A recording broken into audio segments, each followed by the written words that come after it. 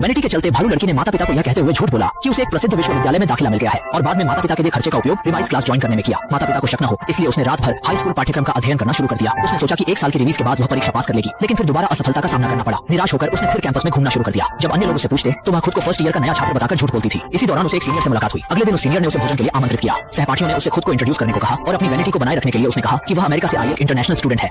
माता पिता विदेश में पारिवारिक व्यापार चला रहे हैं। यह सुनते ही सबने उसे ईर्ष्या भरी नजरों से देखा, जिससे उसकी वैनिटी और भी संतुष्ट हो गई। इसके बाद सीनियर और उसके संबंध और गहरे हो गए। सीनियर ने उसे क्लब एक्टिविटी में भी बुलाया। अपने सुंदर चेहरे और अमीरी की छवि के कारण उसने न केवल ध्यान आकर्षित किया बल्कि एक अन्य सीनियर का भी ध्यान खींचा। बाद में जब उनका रिश्ता आगे बढ़ा तो अचानक उस सीनियर ने उसे अमेरिका में उच्च शिक्षा के लिए साथ चलने का प्रस्ताव दिया और स्नातक होने के बाद शादी करने की बात कही। यह सोचकर कि वह एक अमीर घर में शादी कर सकती है उसने सहमति दी। अगले ही दिन वह अपने गांव लौट आई और पिता से यह कहकर पैसे मांगे। हालांकि परिवार पहले से ही गरीबी में था, लेकिन बेटी की इच्छा पूरी करने के लिए पिता ने कठिनाई से सहमति दी और किसी भी तरह पैसे जुटाए। लेकिन झूठ अंततः सामने आने वाला था। जब दोनों विमान में चढ़ने की तैयारी कर रहे थे, बॉयफ्रेंड को उसकी मां का फोन आया।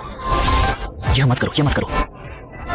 मां की बात सुनकर वह वहीं ठहर गया और यह बात अनजानी हंसी में बॉयफ्रेंड से हाथ हिलाते हुए आती रही। परिणाम स्वरूप जब विमान उड़ गया तब वह अकेले सामान लेकर एयरपोर्ट से बाहर निकली। इस समय बॉयफ्रेंड की मां का फोन आया। फोन पर मिली गोदाम को सुनते हुए उसने समझ लिया था कि उसका अमीर परिवार में शादी का सपना पूरी तरह टूट चुका है।